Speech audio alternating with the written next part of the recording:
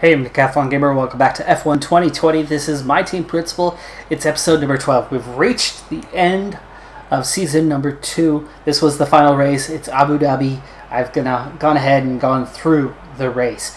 Calderon, 18th. She's definitely above that bottom. She's outside of the 20 and below, finally. But she's still just hovering in that mid-teens and hasn't been able to push it up. I'm hoping. I still trying to understand how driver development works. I have pumped a lot of team activities into boosting Calderon, but she hasn't developed at that rate. So I know a lot of it is temporary. I'm hoping that some of it is permanent. For example, if you do +4 pace, right? Maybe that next race, you get +4 pace. Race is over.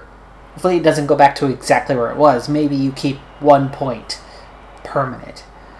That would make a lot of sense to me. I think that might be the rate of development. Calderon is 12 points better than where she started.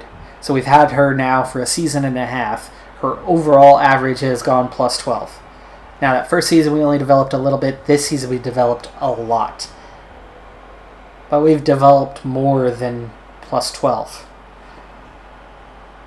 Is it +40? Maybe. That could come out to about a +10, right? 1/4 of it. So maybe that's where we're at. Maybe that's what's happening. I hope that's the case. I do hope that my using team activities to help Calderon develop is getting her somewhere. Because here's the thing. The car is good. Calderon is still finishing outside the points.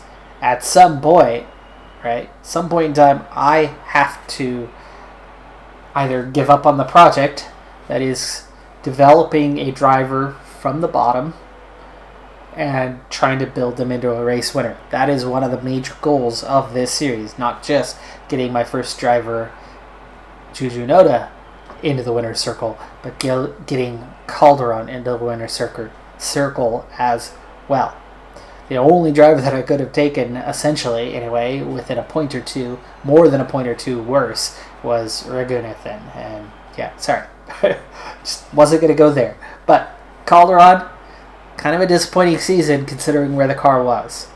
Let's see if that development continues, or maybe it's an off-season thing or contract period thing where they develop there. I don't know. Let's see if she continues that development, though, because obviously, if she maxes out in the low 70s, that's not going to be good enough.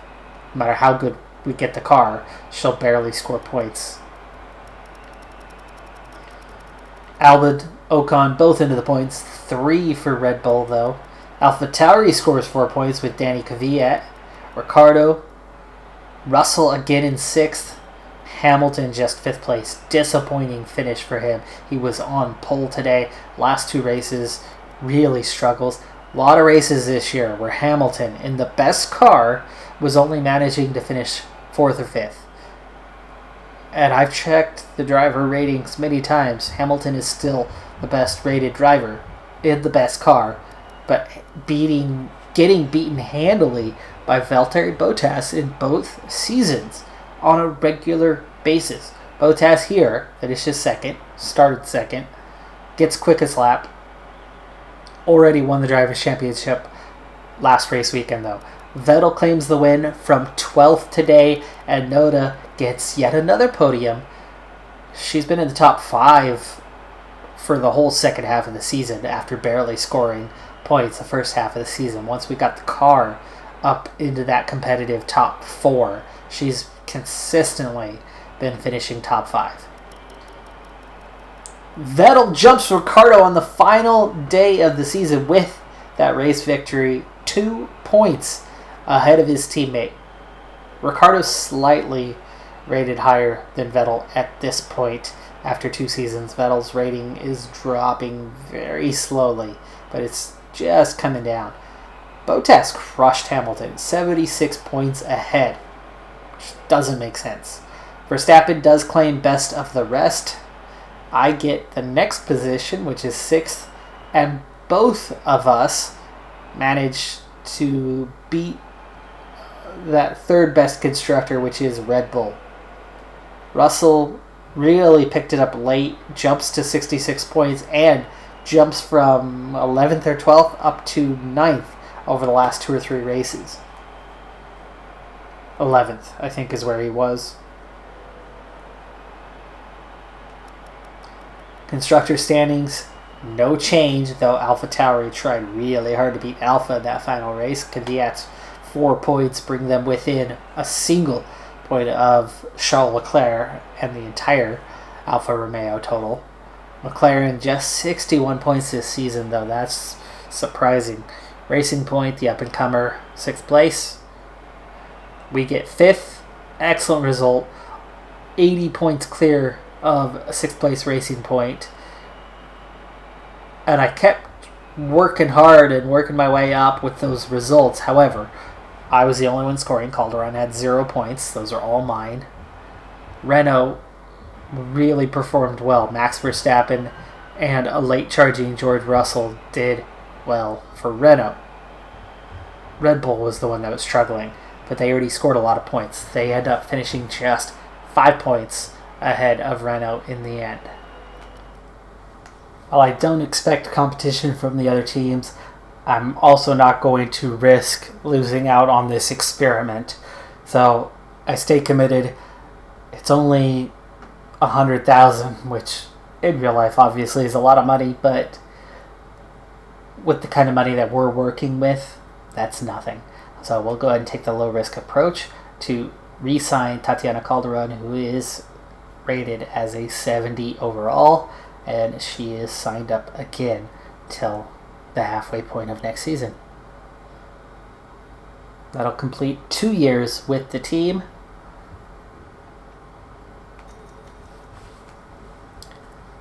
And we still have one more period here before we hit the end of the season. Again, we could develop or... There we go. Oh, beautiful team acclaim on that one. And then we have 5 days to fill, which we commit to Calderon. We'll see if it's worth it before long. 4.7 million already. We're going to get a big, huge cash influx here in just a little bit. We'll then work on our upgrades at that point. But I already have 2 upgrades on the way. I added a minor aero upgrade to the major powertrain upgrade that we have coming. Hopefully that's going to give us a leg up on the competition. Plus we have a good amount of R&D points already that we can now reinvest into the team. So quick recap of the first 2 seasons. First off, a little bug that I don't think Codemasters realized when you look back on old results from earlier seasons. It's showing the right drivers in the right places in the standings. However, it's showing the wrong teams. It's showing their current teams, not the teams that they drove for at the time. We were 7th a season ago with 65 points, just getting best of the rest ahead of then Renault's Daniel Ricciardo. I had 1 fastest lap. The whole first half of the season, I finished better than 10th just 3 times. Oh, better than 9th 3 times, we'll say. I guess it was 4. We were pretty consistent around that, within 3 positions of 10th place, up or down, the whole first half of the season. Second half of the season, we were much more consistently in the points, even got as high as 5th place. So I had a career best 5th place at Monza, which makes a lot of sense. We have good engine power, and we had that from the beginning last season. That was our strongest area. Now in Season 2, I move up a spot from 7th to 6th.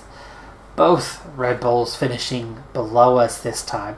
Wasn't technically best of the rest, as Verstappen carried that load. I did get 3 fastest laps this time.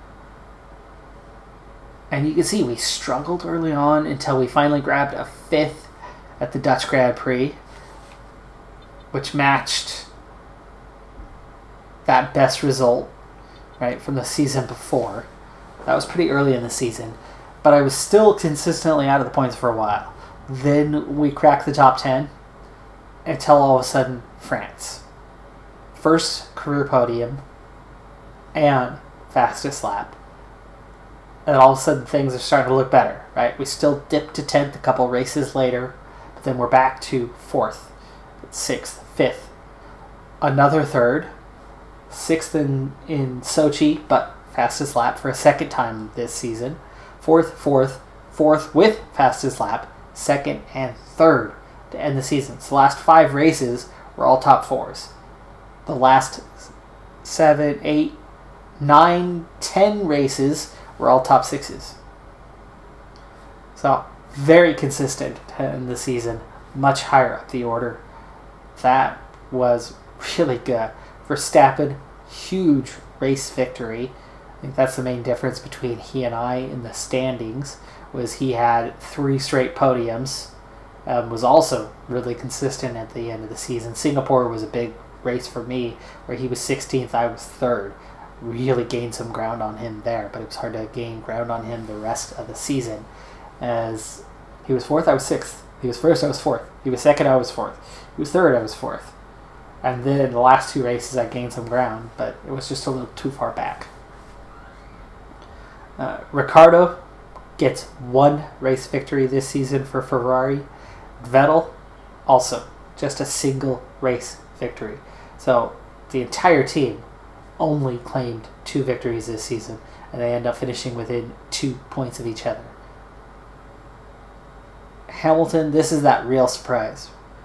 He was outside of the podium and 5 races this season, including the final 2. He only managed to win 6 races, which is not a small number, but as dominant as Mercedes was, 6 race victories? Yeah, well, let's compare that to Bottas, who himself had, 4, 5, 8, 10, 12 fastest laps, so more than half of the races this season. By the way, I had the most outside of the 2 Mercedes drivers. In Noda, that is.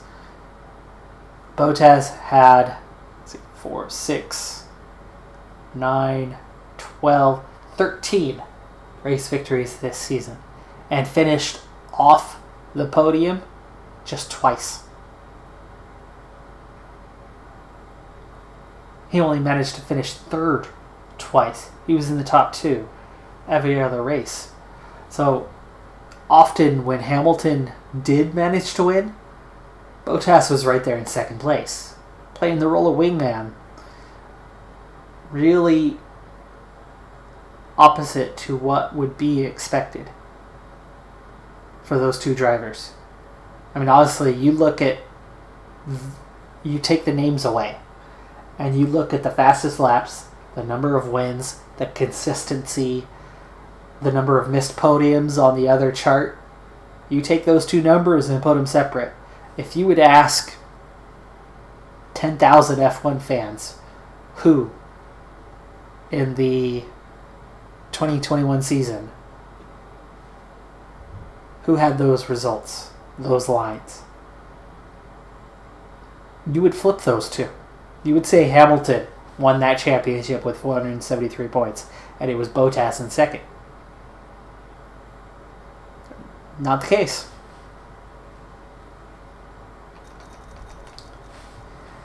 And for Noda, the primary driver, now a career of 232 points. The average finish is now 8th place. A total of 4 fastest laps.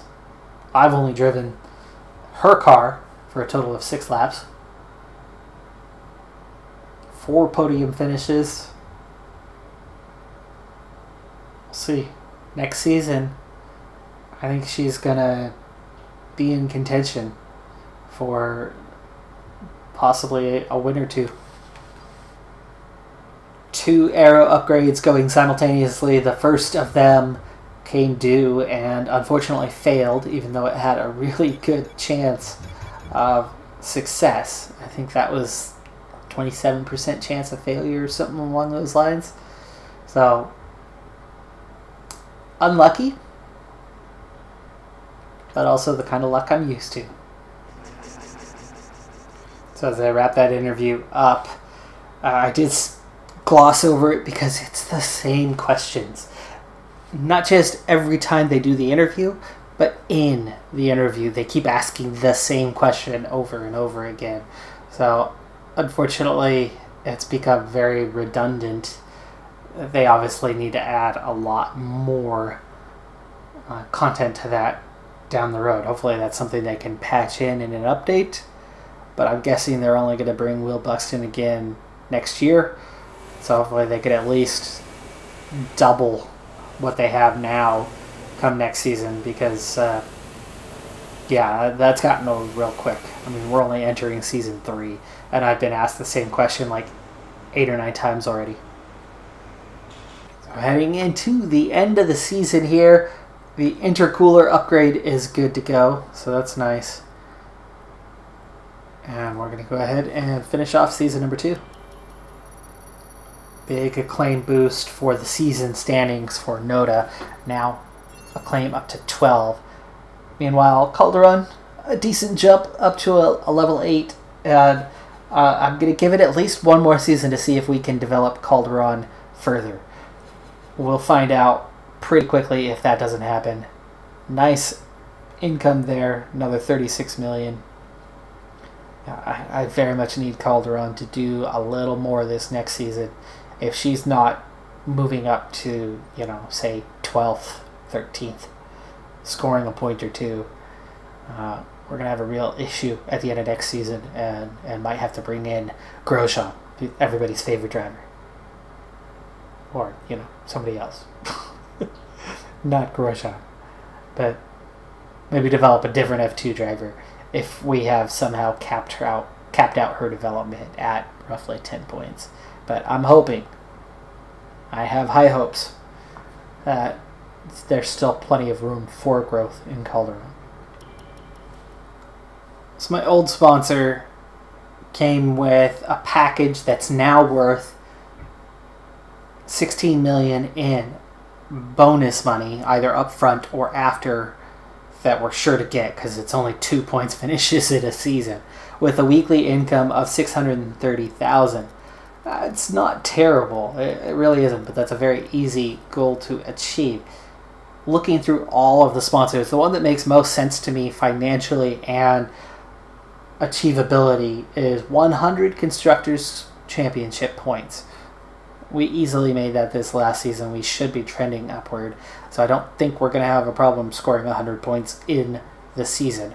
That gives me a bonus of over 19 million. So significantly higher, about 3 million extra. Plus a weekly income of 650,000. Which over the course of the season, that does add up to another 100,000 or so. But the bonus, right, that's the big money. So we're going to move over to the Indlovu sponsorship. We are the elephant now. Going to stay with Mercedes. Performance and durability are very high on this one.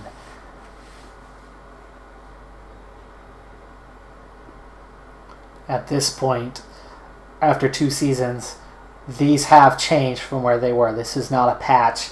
This is the game's evolution. Mercedes has max performance. Ferrari's not far below it. Renault also pretty close. Honda way lower than what it should be in real life. Honda and Ferrari honestly should be swapped here. A while back I said Honda was arguably the strongest. Speed Traps now, after 4 race weekends and reevaluating all of those, Mercedes is the strongest, but Honda is very close. Renault is not far behind. Ferrari is. Ferrari is probably an exact switch with the Honda here. Maybe not the durability side, but the performance side. With only enough space for a single event, regardless of which one we choose, we're going to go ahead and take the Aero chassis focus that comes with 2,000 resource points and an 80% improvement to department morale. They're going to be really stoked by that. We'll have the car reveal after that, and then we have 5 days. So obvious that the choice is going to have to come out of there. 2,000 Team Acclaim. Nice place to go. 2 million in cash. Certainly not bad either. Or we could do an incredible plus 10 to everything for our second driver, plus 1,000 resource points. I mean, you got to be kidding me. That's a fantastic way to start the season. Now, almost 38 million to spend means I've got to turn that into something useful. Something. Well, 30 million is going to give us 10% additional acclaim improvement speed and completely cover off marketing once and for all. There's so many other areas to go, and I'd like to get into them, but I like the idea of finishing something we started, as in being totally done with a department. Just, I don't know, it feels like not exactly the most necessary thing we could do. But that sense of having something done, I don't know. I might be crazy, but I bet you there are some of you out there who know what I'm saying, right? And totally feel that too. Just having something done, finishing it off, just feels right. We still have 8 million, and that's not going to be too much longer before we're able to bump that up to 15 million again and get some R&D points in powertrain and then chassis to follow, as those will probably be the next 2 upgrades we work on.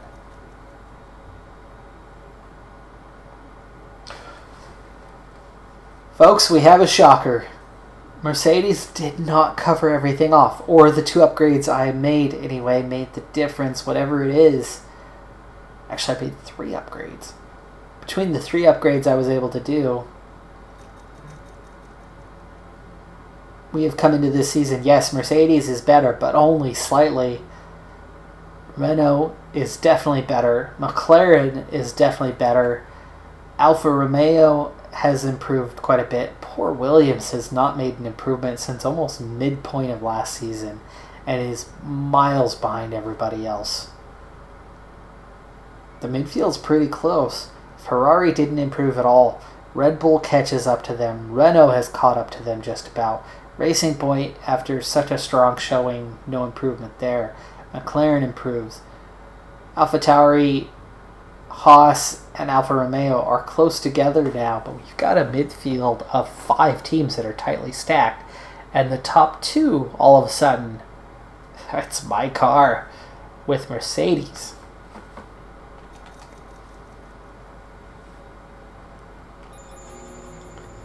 Now, I didn't make any additional improvements to the chassis for a while because we were going to have to cover those parts off as we did so. So the chassis lags behind again and is slightly lower than we last saw it and last invested in it. We are just short of a major tire wear or weight reduction upgrade, or we can instantly get a plank. When would that be done? Just after Australia, by the second race weekend. You know, that's not a bad thing. Let's go ahead and do that, because then we'll quickly be able to get into the next upgrade in that area. First round of the championship. We're at Melbourne, Australian Grand Prix. We've kept the same order, 22 races for Season 3 here at the championship. Gasly gets the Williams out of the back. Still the gutter, but 20th. Hey, it's something considering how far back that car is. It's further back than I've seen it. It's really as far back as Williams was a year ago in real life. So that was the kind of effort you saw a couple times from George Russell. Alfa Romeo, even with Leclerc in one of those seats, still well to the back. One of the Ferraris, Daniel Ricciardo, started 4th, finished all the way down in 16th. Obviously had some type of incident for that to occur. Grosjean in the Racing Point, we're going to see this a lot, down in 15th. The two Red Bulls, 13th and 14th, missing out on points.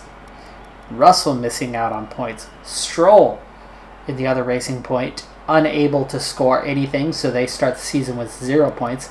Both AlphaTauris into the points, 10th and 9th.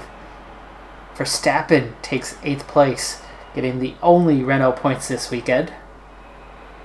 Lando Norris all the way up in 7th for McLaren, so after they struggled last season, that's a good start for them. And here is Calderon, who has never finished higher than, 15th? Into the points.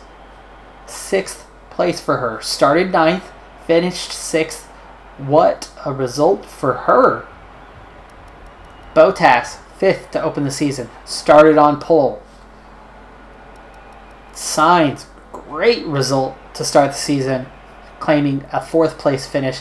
That's where you'd like to see McLaren compared to where they're at in real life. Vettel on the podium in 3rd. Hamilton starts 2nd, finishes 2nd, and with her first career victory, it has happened. I did not expect it from the get-go. But with the victory, Juju Noda opens the account on her career season opener for season 3. I thought later in the season, yes, we'd compete and possibly get 2 or 3 wins this year. But the first race of the year, it looks like it could have been as late as a final lap pass for Noda, who was 6/10 faster than Hamilton. But with a half-second victory, yeah, that could have come down all the way to the last lap. So both drivers in the points and our first victory. That's crazy. Constructors, 34 points. We lead at this point. I don't expect us to do that every race. I really don't. Not with Calderon. So maybe the car is far enough ahead, maybe we get 2nd. I would think Mercedes is still the favorite to win the Constructors this season. But Noda, if she's already won first week out, might claim some additional victories this season. I was thinking 2 or 3. I'm starting to wonder if that's going to be closer to 6 or 7 this season. We'll see if I'm right.